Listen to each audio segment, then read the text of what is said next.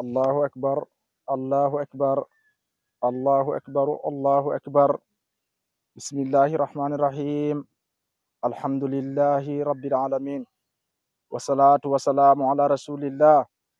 الحمد لله لك الأمر من قبل الزمان وبعد، وعلى كل حال الحمد لله. شهدنا لك اللهم أن لست والدا ولكنك المولى، وأنك لست بمولود، وأنك معروف ولست بموصوف، وأنك موجود ولست بمجدود، وأنك رب لا تزال ولم تزل، قريبا بعيدا غائبا غير مفقود.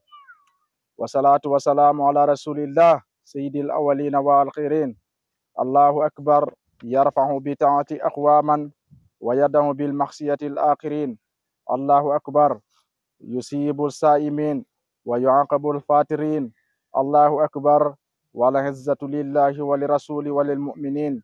الحمد لله الذي جعل العيد يوم الجزاء والثواب، يغلظ فيه على العابدين حلل الرداء، ويلبسهم فيه من الإحسانه جميل الشباب، ويكرمهم فيه بأجر القصب، ويغفر لهم فيه سيئاتهم لاغتساب.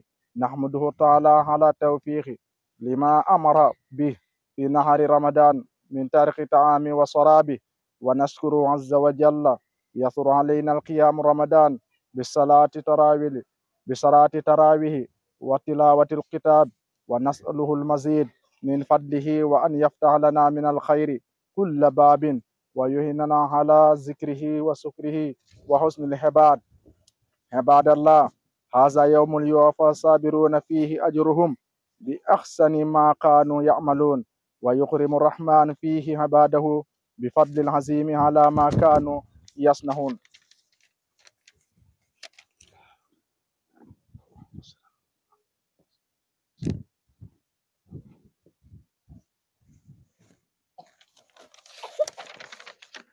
الحمد لله الحمد لله يا مستوجب الحمد دائما، وعلى كل حال حمد فان لدائم، وصلاة وسلام على رسول الله. الله أكبر. ما أعظم فرحة الساهمين حين يفطرون وحين يخاف الناس وهم آمنون. عن ابن مسعود رضي الله عنه عن النبي صلى الله عليه وسلم: إذا صاموا شهر رمضان وخرجوا إلى عيدهم يطلبون أجرهم، أشهدوا أني قد غفرت لهم. وينادي مناد: يا أمة محمد، ارجعوا إلى منازلكم، قد بدلت سيئاتكم بالحسنات.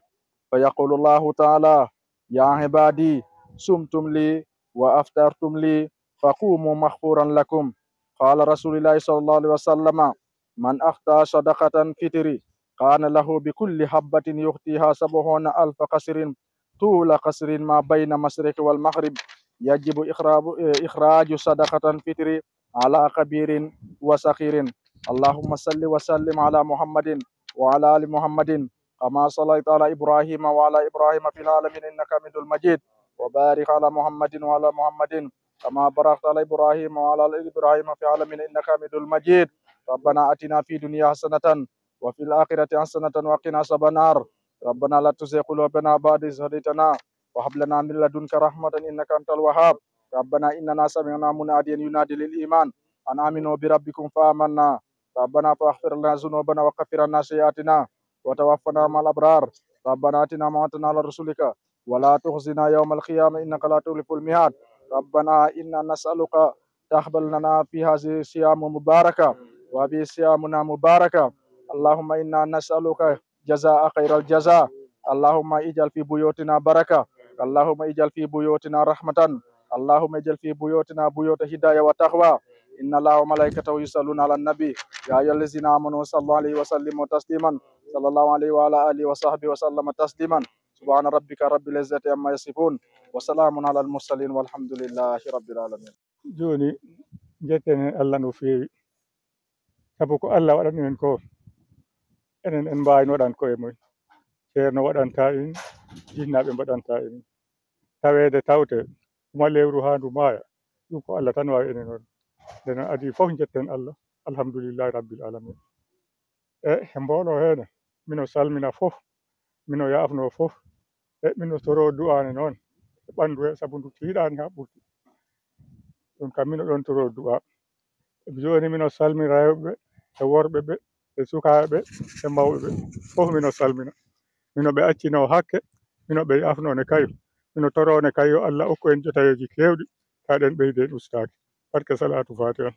ko idi fof noon rewɓe defatnoɓe ɓe wadde Allah ɓe dañi jarama ɓe dañi jukkal sabu nge nangue ni no nge wuldata e o mo kumtaje immante koko muusi.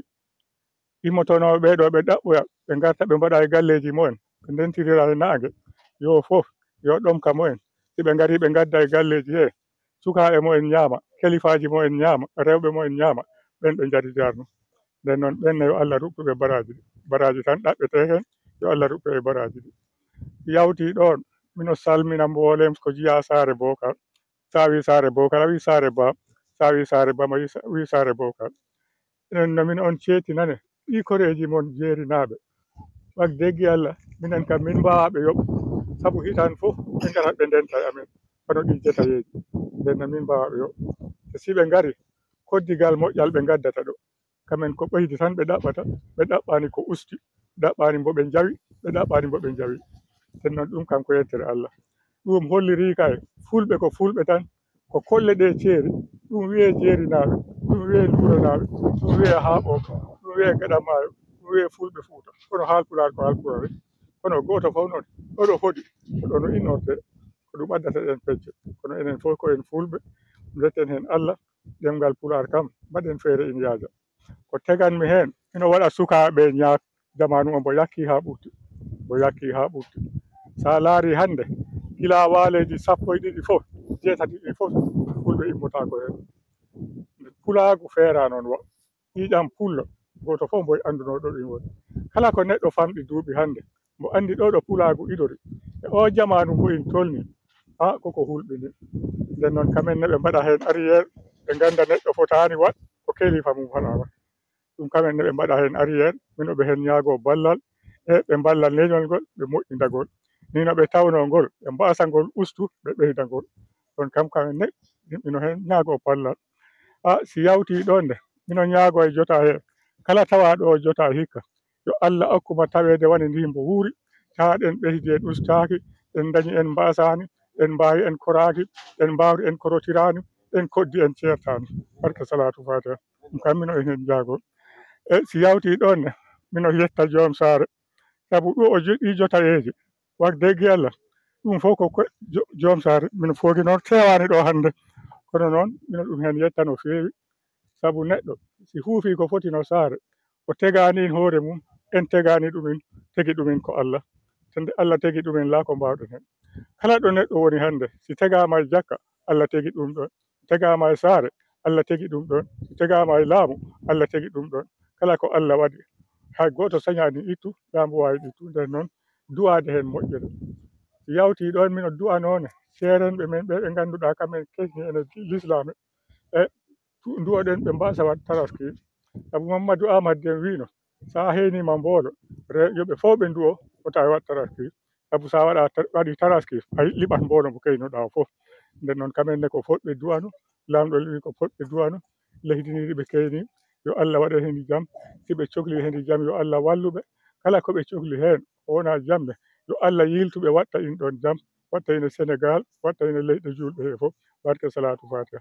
si tawi noon waɗani hen dañɗo ko weddi seeɗa enen duwaɗen rahim alhamdulillahi rabbil alamin arrahmani rahimi maliki yawmiddin iyyaka na'budu wa iyyaka nasta'in ihdina siratal mustaqim siratal ladzina an'amta alayhim ghayril maghdubi alayhim waladdallin.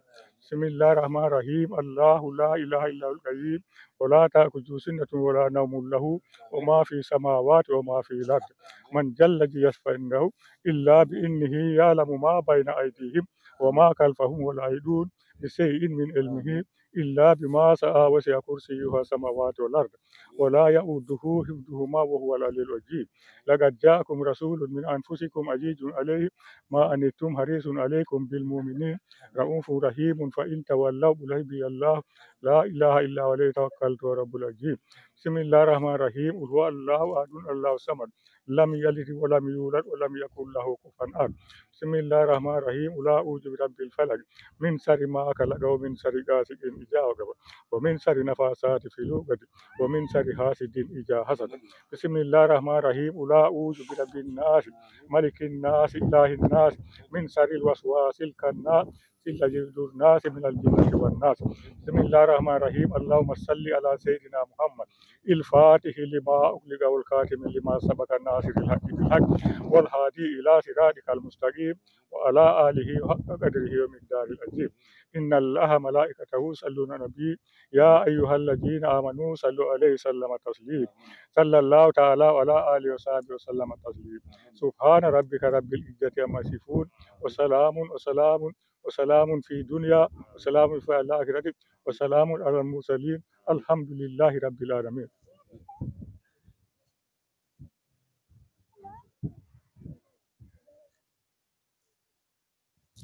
Allah jabin du'a Allah waɗannan